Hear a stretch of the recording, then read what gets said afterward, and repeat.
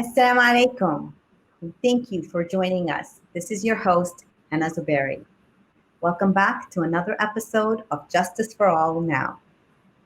Thank you for watching us on Muslim Network TV 24/7 on America's only Muslim-focused website and television station.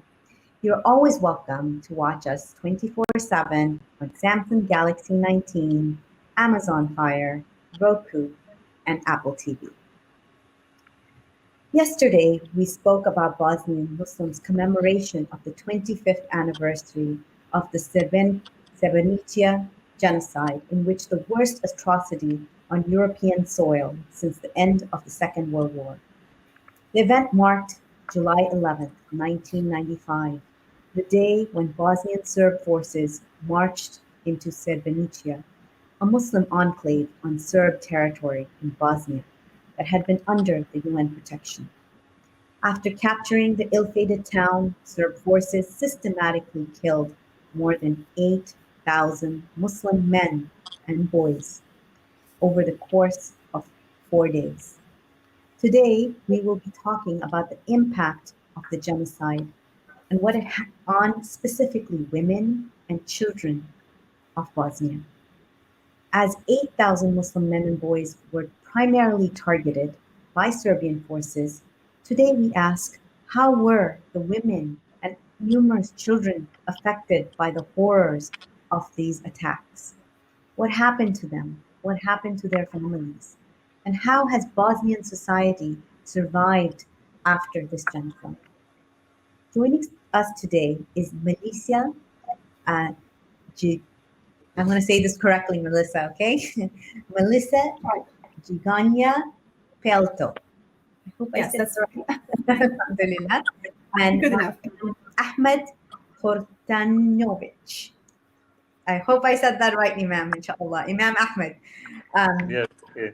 Alhamdulillah. Melissa was born in the central part of Bosnia in Travnik and is currently living with her family in Sarajevo. She is an activist for a local NGO called ACOS, which is devoted to working with youth and making significant efforts to share universal moral values within society. She has a master's degree in management and experience working with different NGOs in entrepreneurship. She loves to read and loves spending time with her 3 children. Welcome, Melissa. Thank you very much for having me. Alhamdulillah. Imam Ahmed is from Srebrenica and is a survivor of the war. He lives and works in Srebrenica. He is a graduate of the Faculty of Islamic Sciences in Sarajevo and is a correspondent for IIN Revival. Thank you so much for being here with us today. And we're looking forward to this discussion and just learning from you all. One of the things that I have found is many people don't know what had happened, even though they have some vague idea of what transpired. They know that they have heard that there was a Bosnian genocide, but they really don't know the exact the effects of this genocide, what it had on the community, what it had on the country, and on the families that were left behind. And so we're really grateful. I know it's a very painful part in history, and speaking of that trauma is terribly difficult. So we're really, really grateful to both of you for being here and sharing and bearing witness and testimony to what happened to our Muslim brothers and sisters. So Melissa, I'm going to start with you. Can you tell us a little bit more about yourself? Where were you during this time? Tell us more about Travnik. What happened there? Because a lot of times we may hear of what happened in other parts of Bosnia, but may not have heard what happened in your hometown. I would like just to start with thanking you for having us here and to giving us opportunity to share our stories and the truth that happened to Bosnian people. on three sides, from Bosniak, Croats, and Serbs side. We have survived something that is really a traumatic experience, and we have survived. So it is extremely important for us to share our stories across the globe, and this is really important opportunity, and we are thankful for having it. Second, I would like to thank to all the participants who are listening to this show, who are willing to learn about Bosnian cause, and hopefully they're going to learn from our experience. And in that way, we hope that they will prevent such events anywhere in the world by the influence by the different activities. When you ask me about the personal story and everything that happened in 1992 when war began, for me as a child I was 4 years old. I was really I was starting to have just first memories, and they were, to be honest, painful, since my first memories aren't really connected to some happy events. They are connected to a smell of a burning house, bullets, and one of the hardest things that I do remember now, and maybe something that triggered my iman, alhamdulillah, later, was when bullets, when my mother took mattress to cover my sister and me, and she lay down over us to prevent us from being killed from all the bullets that was going through our house. Our house was one of the first that was burned in our neighborhood, even in our town, because as an act of revenge to my father, who took a very serious participation to defend that region. So I believe that my generation shares similar stories, no matter where they were living at that moment. It was hard for everyone, but I'm always redirecting these traumas, these very traumatic experiences, to something positive. I'm trying to to say that even though people try to exterminate us, we have survived it, and that is our greatest victory.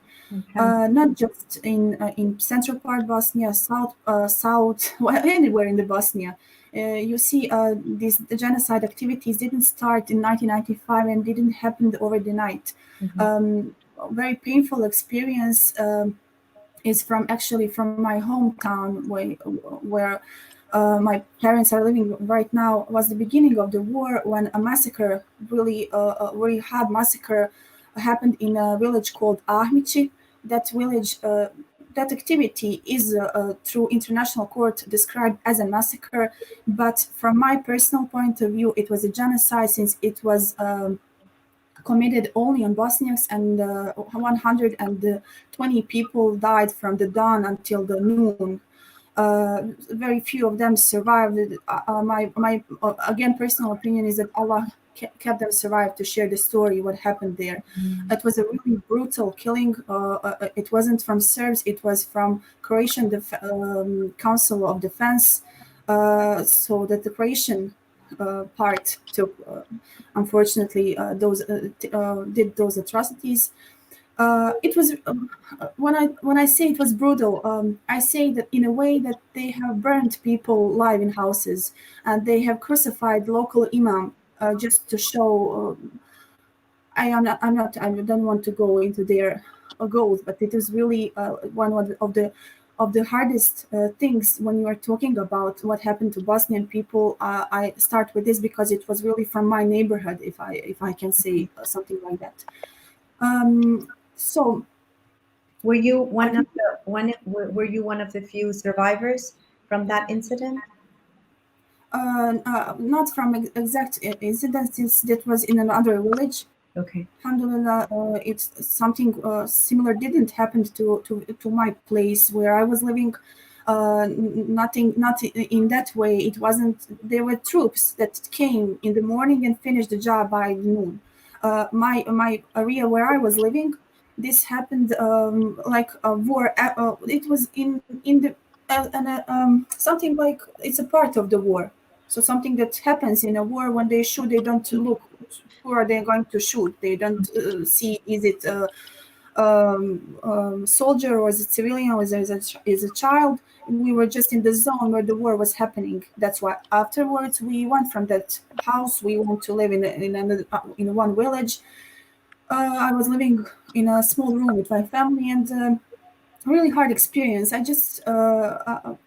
don't want to lose so much time of this program because I have too many memories who are too painful, and I just want the people who are watching this have the feeling that we have managed to overcome that, to survive, and to move on with our lives. My parents now living in the same house which was burnt, and Mashallah. living and working with people who were doing those atrocities in a civilization. When I look at as a act, it is on a bigger level than those who committed those crimes and atrocities will ever be. Because my parents managed to just they know that there is duty to come back and to live in their house. It is their right and moral duty, not just because it's their house like a property, but because it is like emanate to people who lost their lives by defending that place. And now, alhamdulillah, they have raised two daughters who are advocating and talking about what happened, and alhamdulillah, very successful and have children. And Alhamdulillah. I believe that we're winners, no Yeah. matter the loss or the Those win. are very, very powerful sentiments because that is winning. When you really talk about, what it's the survivors who then to get over that fear of, because obviously going back into the place where such atrocities were committed, um, were neighbors, what were the role of your neighbors at that point, and what is their role now? Uh, Now my parents and that community, they live side by side.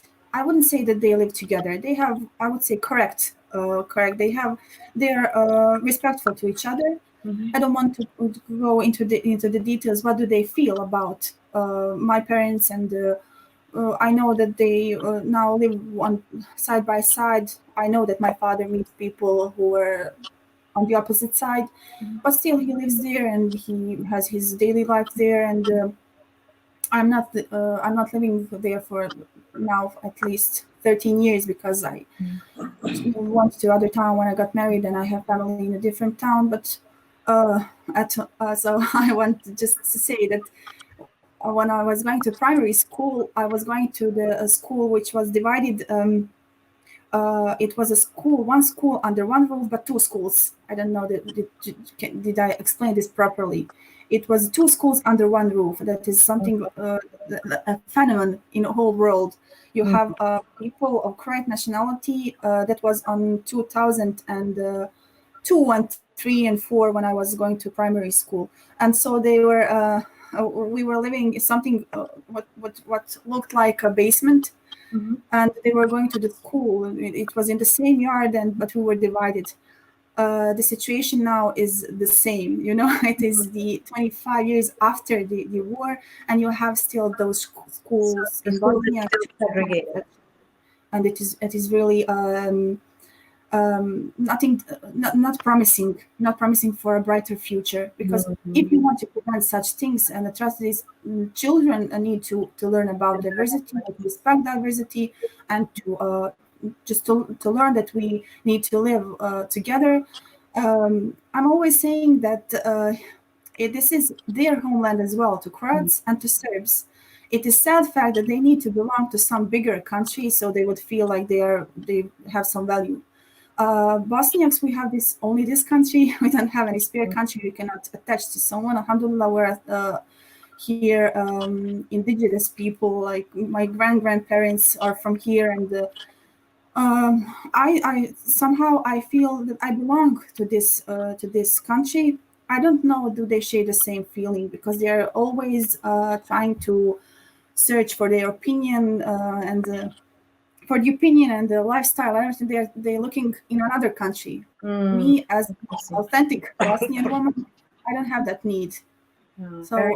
it is life This is is easier for me that way. this is a very interesting look at what has transpired in the 25 years, and it's sad to hear that the segregation is still there, and that those ties to the land haven't been developed. And as you're saying, that the culture is being imported from other countries instead of being indigenous to the land. Um, Imam, I would like to, you are from the exact place where this mass genocide took place. How old were you when it happened? And if you want to share some memories of that time, how did you survive? Um, I feel terrible asking you this because I don't know if I would want anybody to ask me if that I was in your situation. But I work in anti-genocide work. We do this all the time, and we understand that the stories of survivors is what keeps the work going. This is how people, how we will make sure that it doesn't happen again, and to stop things from like this from happening around the world. Yeah, yeah. It is not easy to share our stories from Srebrenica, from old Bosnia, but we have to do that. We have to share our stories, our memories, because of future here in Bosnia. We have to make better future for our kids. Mhm. Uh, for that, thank you for opportunity to talk with you, to share my memory. As you said, I was a child. I was a kid, 7 years old boy when war started, and I was very confused and I didn't know what happening. And I was asking my father what is going on, and he said it's some celebration. People are shooting from their guns and nothing special. He said me, Mm. but I knew that something very strange happening, and people are started to speak about memories from World War II, and we were very afraid. We were afraid that some forces will come in our village to kill us. My village is 30 kilometers east from Srebrenica in Bosnia. Bosnia is in Europe, and when the war started, it was in 1992, and I remember that, as I said, we were very full of fear, and we didn't know what to do, where to run away. We didn't have any escape really, because we were surrounded with sub forces, and in the late in 1992, a lot of refugees come from another villages in my village. And my village is very small village. It's surrounded by forest and woods. We live there very nice life with our animals, with Mm. very small. It was very small community in my village, but in Srebrenica we had a lot of that villages. Uh, we lived very nice life. We had animals. We had cows. We had sheep, horses, and chickens, and it was like I don't know, like for me it was the paradise really. So I fun. was with I was with my father, and I was with my grandfathers, and with my uncles, with my relatives. Uh, then came 1993, March 1993, and Chetnik Serb forces came to my village, and I remember that some shells started to fall down on our village. It was very difficult. It was very hard for me to run away from my village. I remember that we started to release our animals. We were crying, and I remember that those animals were crying, and we started to go to Srebrenica by we walked to almost 30 kilometers. It was very cold and very big snow, Mm.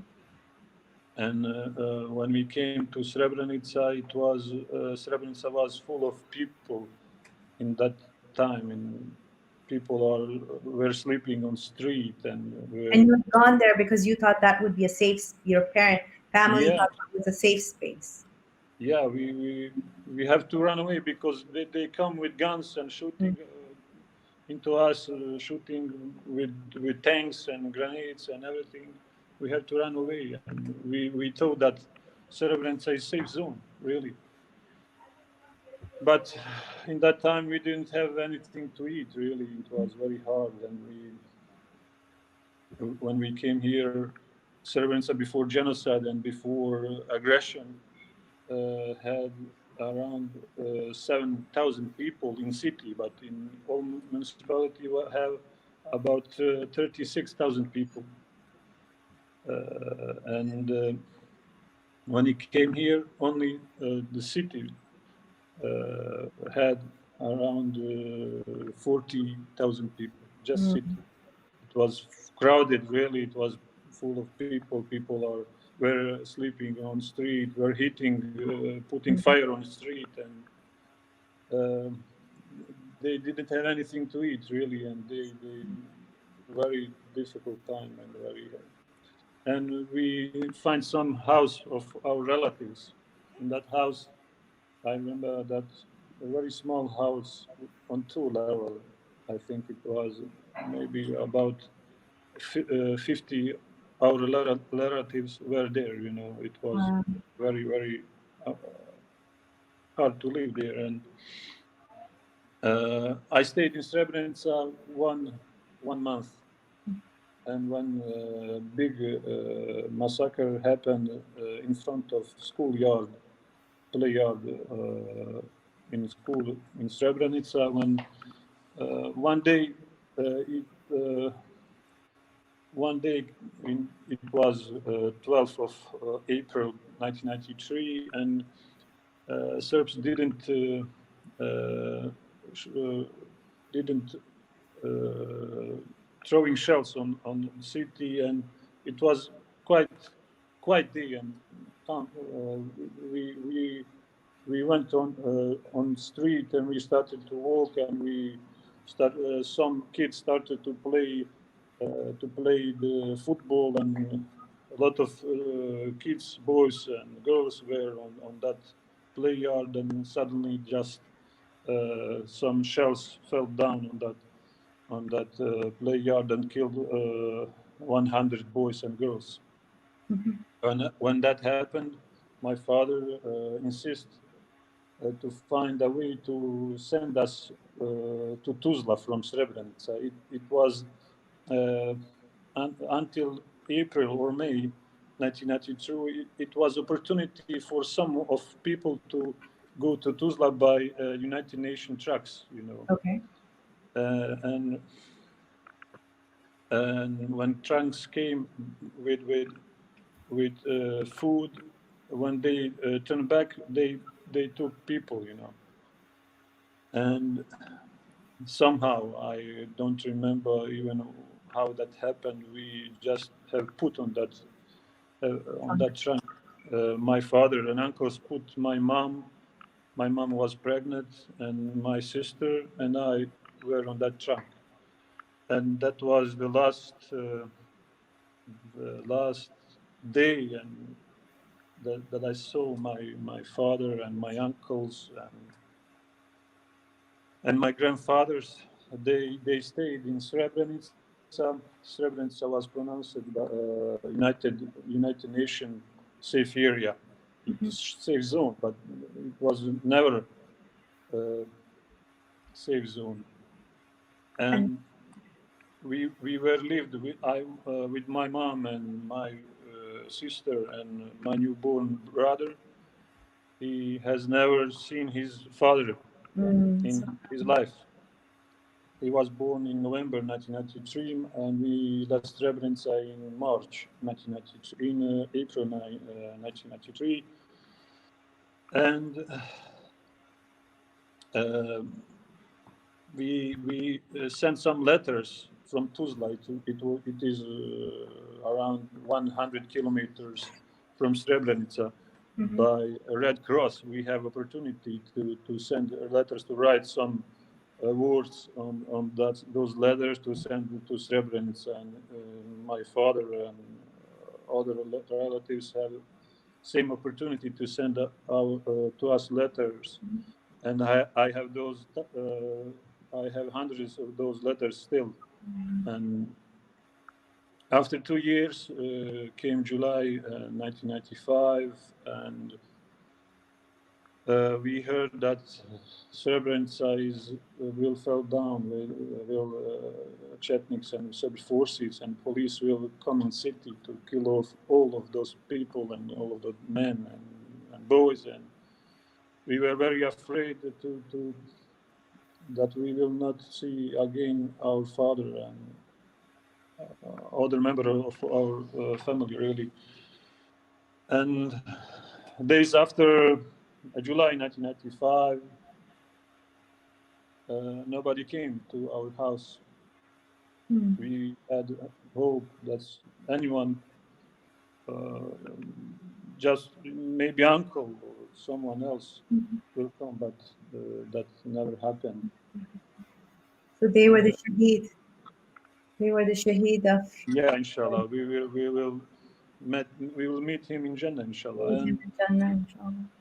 my father and 4 uncles and 2 grandfathers were killed in genocide in Srebrenica. Never left. No, it is. This is just one story from Srebrenica.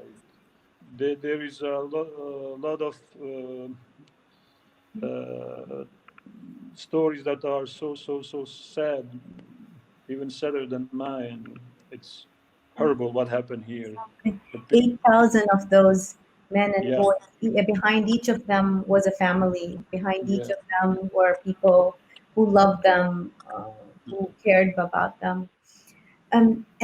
So, we learned that that the men and boys were killed while women and children were put aboard buses and sent to Bosniak-held territory. How did this extremely gender-related massacre in that city, in that this gender genocide, affect the lives of these women and children during and after the genocide? What lasting impacts have both of you seen in your communities because of this? Can I start Yes. since when this bombing and everything stopped in 1995, it was officially the end of the war. So I, with my family, and I, we didn't have the house where we are going to back to, and we moved to Bosanska Krajina, one town in Bosanska Krajina. And I was still at school age, and I was going to a class. 36 of us was in that class, and only 5 of us had father. So people in that part of Bosnia survived similar thing like in Srebrenica. But the difference, I would maybe it's not the best word, the difference, but in that part of Bosnia, killings were happening like they would put out all families and then murder them, and they didn't really put women away.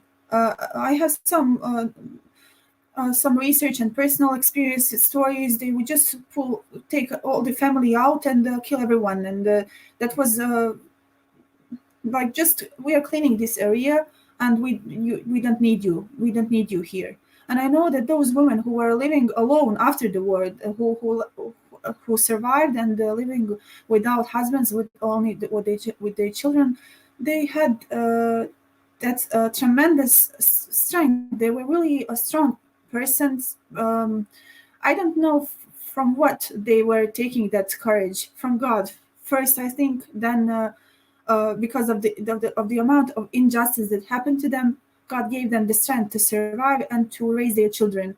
Many of them were also victims of those concentration camps, but they were just embarrassed to talk about that, and they were keeping quiet about it. No one was actually mentioning like it is something like it was embarrassing for them. And other effect about what women had to go through was that they were in a position to watch helplessly to their husbands who were taking away from them, and they could do nothing.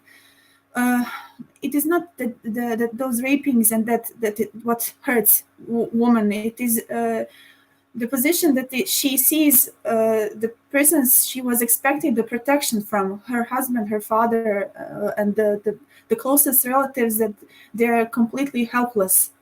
Those women who had to witness situations where their men and when their husbands and fathers were killed in front of them, I think that those experiences are really hard and affected a lot of them. Many of them didn't know how to deal with, and many of those women now live and they do nothing about the trauma. Unfortunately, it is going transgenerationally to their children, and they are not healing properly. Not because they don't want to, but because they are too shameful about it, and they think not just raping. I'm saying these events when they saw their members of family helpless. It is something that is really affecting a woman who, by her nature, really feels safe when is around her husband, her brother, her father. And when you see a situation like that, then that is something really traumatic. You see that they are really helpless. They cannot help you. Uh, One of the really monstrous acts was when they were raping and killing their women, their children in front of them, just to make the situation even worse. So they have those memories. Forever. They tortured and their male as well. In the same way, they would take their daughters and wives and to kill them and do everything to them in front of the eyes of a man, and then would shoot them.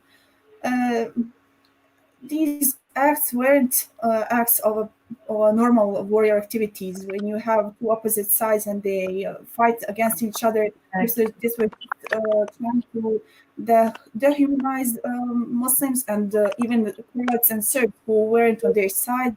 So I have to acknowledge that there were victims from three sides, not in the same amount, of course, but there were people who suffered as well from those sides, and it was something monstrous, really nothing that is really alike to a war. I know that in the world right now we have similar things. People, unfortunately, are getting worse to each other, and we Yeah. can maybe do research and everything about it, and then try to prevent it in the best possible way, just to bring something that is human and common, and we have this common right together, so we stop This that is people be something. so cruel This to is each other. something that you said. This is as Muslim women.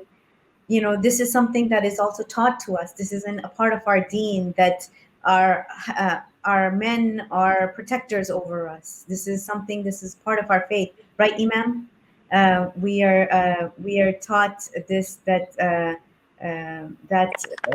the men have a status because of their protective nature. So to see that, I can understand what the sister is saying, and for men too, this is like how we become so oppressed, right? And when satanic or shaitanic enemies come to you, that this is what do you do as an imam? Like, what would you guidance that would you give to women like this who might be feeling this? And a lot of times, we don't talk about mental health as it interacts with our deen, with the faith. I would love to hear your opinion on that. Because I'm here in Srebrenica, I have opportunity to go all over Srebrenica and to visit those mothers, Mhm. to speak with them and to hear their stories. And really, I cannot say that I'm enjoying that, but I'm I'm very happy when I go to their houses and speak with them and say some nice words to them. Um, we didn't have any, even mothers and I, as a yatim, as a victim, we didn't have any help from psychiatrists, from, I don't know, those people who caring about mental health. We didn't have that until now. It was 25 years after genocide, but we found our strength in our faith in Islam, and we are stating those ayats that are encouraging us and giving us hope that it will be better in future life. And when I came to those mothers, they are so happy that they can see me, and that's for them. That's the most important thing, that someone are coming to their houses. You know, they are very happy to see guests, really, to see good people, and because a lot of those women are living alone in their houses. There is no one else with No them. one else. And when you came to their houses, they are so happy, as I said, and they had a very big trauma, and you cannot explain that. You only can see that. And I remember in those days in July in 1995, my mother, she was almost 30 years old, 29. She was very young. Very. And my father, she was breastfeeding my father, my brother, and when she heard that genocide happened in Srebrenica and that no one is coming, she didn't eat almost 20 days.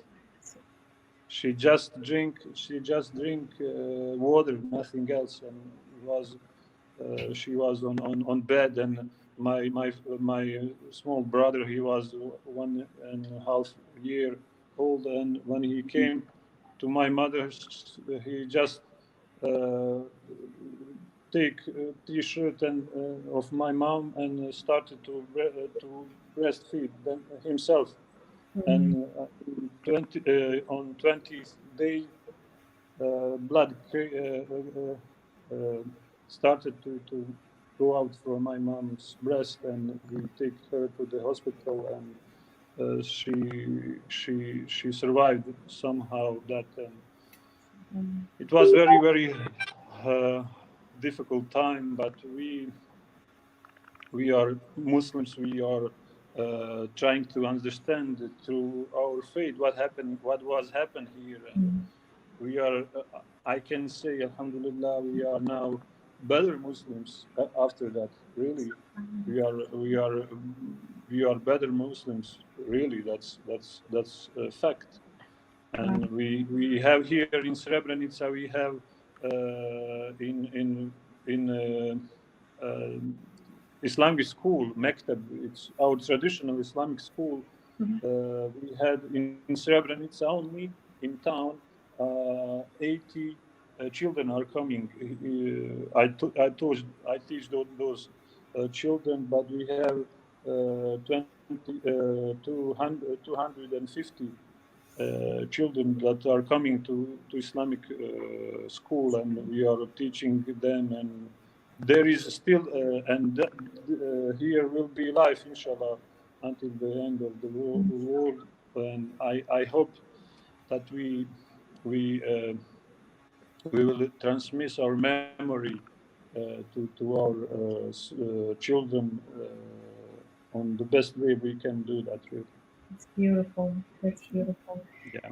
I wanted to ask you that the killings were targeted towards the men, but it has been reported by the Bosnian Missing People Persons Institute that there were bodies of women and children that were found as well, although on a much smaller number.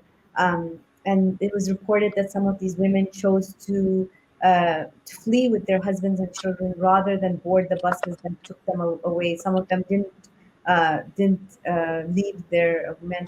How do you think we can best preserve the stories of these women? Sometimes they get lost. Who will speak? Hi. Go ahead. You have to know that aggression started in 1992 and until 1995 in East Bosnia, there is a few cities in East Bosnia that genocide happened in all of them, you know. And there is a story from one woman. Her name was Zakira. She was from Bratunac. Bratunac is the city next to Srebrenica, 10 kilometers down. And she was pregnant. She was in, I think, 8 months pregnancy, and when Chetniks came to their house, and he killed her, and he slaughtered her stomach and take away her never born child, and then put fire on them.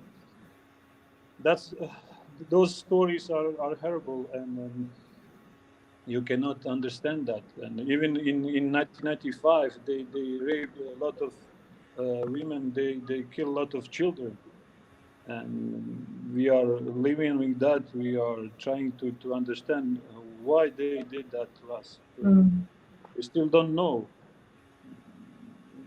We cannot. It's very hard to speak about that. Melissa, do you have any I comment? would like to add just to that because I'm always wondering as well why do you have the need to dehumanize and to kill other people? And it's really specific to our situation in Bosnia and Herzegovina. That this genocide that happened now in 1995, it wasn't an event just that happened now. It occurred many times through history. We are witnesses of 10 genocide in a recent 100 years where people were killed in their villages and no one would know for that. That Wow. was they were just killed. A group of people would come to the village, kill everyone, and no one would know for that. Something that is something was it wasn't explored. It wasn't how to say it wasn't go to any tribunal, to court, or anywhere. It was like a normal thing. They come and they kill and they go and they finish. During these 3 centuries, I would say, you have many areas around Bosnia and Herzegovina who were Bosniaks. So people, Muslims, were living not just in Bosnia. Now it is really narrowed, this area, and Bosniaks and Muslims are mostly living here. But we had Muslims in Croatia as well, in Montenegro, in Serbia, many towns, and even a part that was until the beginning of 20th century, it was part of Bosnia, Sanjak, and many people from Bosnia who are Muslims, really practitioner Muslims, are living still there. And so I'm trying to say that there is a long year the tradition in their upbringing. They're just transferring from one generation to another that they have moral obligation to destroy Muslims, as they refer to us as Turks. They have the moral obligation to exterminate Turks from this area because we don't belong here. Can you And explain now, that a little bit more? Where did this notion that you are Turks and you need to be destroyed come from? it's actually it is from the 14th century, and it is going from through their mythology. They have special songs written on that topic. It is something called Kosovo Boy, fighting at Kosovo, battle at Kosovo. Ahmed probably knows about even Ratko Mladic when he was coming to entering the Srebrenica on 5th of July, right? when he took over the Srebrenica from UN. Then he said that is the act of revenge to Turks for the Battle of Kosovo, because Serbian at that time lost a battle, and the whole battle is full of mythology and everything. They were just transferring that from generation to generation, and they say to their children that Turks, Muslims, because people in Bosnia and Herzegovina that took Islam, they took it from Turks, and from actually this isn't good expression. We took it from people from Ottoman Empire when they conquered Bosnia and Herzegovina space and around space of Bosnia and Herzegovina. People who willingly wanted to accept Islam, they took it because of Ottoman Empire who came to Bosnia, and that's why they call us really. With a really bad name like Poturice. It means like we were Serbs, but who took Islam, and now we are Turks, and they need to exterminate us because we changed the religion. So one of the really specific me ask one more question to clarify. Ethnically or racially, are Bosnians and Serbs the same people, and the difference is the faith, or is it different? Racially, there's a difference as well. We are actually all Slavs. We came from. We are Slavs. In 7th century, it was a mass of movement of people, and all of us, we came from that part of Russia, northern part. And in this specific area, we are all Slavs, just as Bulgarians, for example. And all these area, we are. When you see Bosniak and a Serb a man, you wouldn't find any difference because we really look the same. And the only difference now maybe is because many women Bosniaks are wearing headscarves. But if you see a Serb woman or Muslim woman, it is the same. This is the same people. Just in ethnic way, we are just different. In our case, we are confusing ethnicity with religion. Yeah. We are all. It is like when you are a Bosniak, automatically you are a Muslim. When you are a Croat, automatically you are a Christian, and when you are Serb, automatically you're Orthodox Christian. For Croats, Catholics. I'm sorry, Croats are Catholics. So it is like. Even though history, this is really complex story, and history call everyone who lived in Bosnia as Bosniaks, not just Muslims, but they were with this narrowing of people. We all became. They got their like they are Serbs if they are Orthodox Catholics, but if they are if they are Catholics, I'm sorry, I'm confusing these words. If they are Catholics, then they are Croats, and if we are Muslims, then we are. When we are Bosniaks. So I'm saying that they are using this mythology, ideology, and religion, everything mixed up, so they can differentiate us like others. And very specific poem I want to say about, I don't want to miss this part, is a mountain wreath, something that it was written in 19th century, and it's about Turks and how we should kill them. This is something that they sing. And even I've heard Sanjak Mufti now that he told that he needed to study that, to read that poem in his madrasa. It was a systematically way to transfer genocide through generations. Now we have a situation where we teach our children about genocide through non-governmental organizations. So if you have one NGO who is willing to come and educate people, then children, even Bosniaks, would know.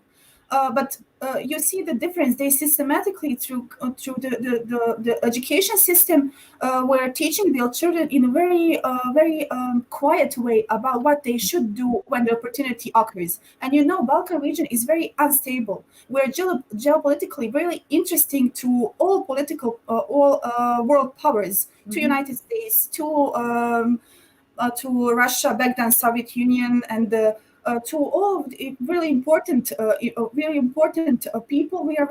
It is good to make this region unstable. So they are always reinforcing that animosity, which is here really easily to you can start the fire whenever you want. So our people really need to get more education, really need to be more wise not just in a way that we get more information, but And in with a the way. rising tides of fascism and Islamophobia, this is a very turbulent time for your people as well.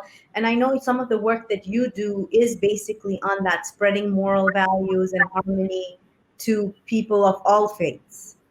Can you tell us a little bit more about your work as we're wrapping up?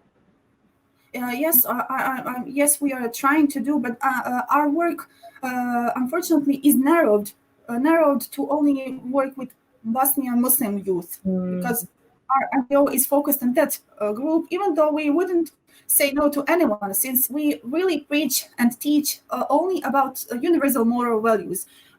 They are, of course, in accordance with Islam. So we know that we are trying to teach people skills that they are going to help them to survive in this occasion. For example, we were working with children in municipality Zvornik. It is in Republic of Srpska, and we were just trying to be their friends, and we were working on some skills like problem solution. We didn't come and teach them anything about war, anything about history, anything, because they are living it. They are living it in history right now. They are facing many. They know things more better than I do. So we are trying to learn them communication skills as something that they are going to use to live better life in a society, in a community actually, where they are living now, and with Serbs, to how to communicate, how to deal, how to not get emotional and stressed when they and they can really easily be triggered with everything around them, and it is just to mention their father, those children and grandfather, those children are triggered. So we're trying on that level to work with them as well. We're trying to work with students on a in a way that if you build yourself, you're building as well your homeland, and without leaving your homeland, then you can stay here and work in these conditions. It is not ideal. I know it is really set to be set apart to fail, but Alhamdulillah, and thanks to Allah, I think that we are somehow we are managing to survive, not to fail totally. We don't have so brilliant politicians, but inshallah everything is going to be better with generations that they are coming, and they're really willing to work to preserve not the country but the homeland, because we had it emanat. yes.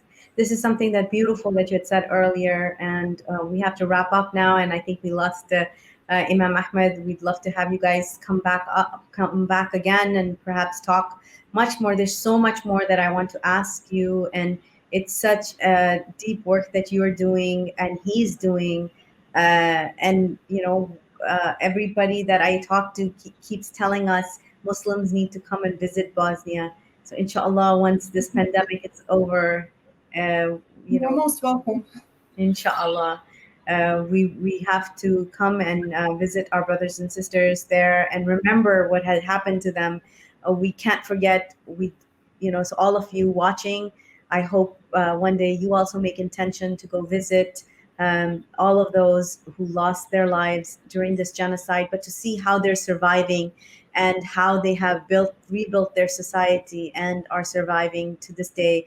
We cannot just leave stories of victimhood, but we have to highlight and uplift the stories of survivors. Thank you so much. Assalamu alaikum.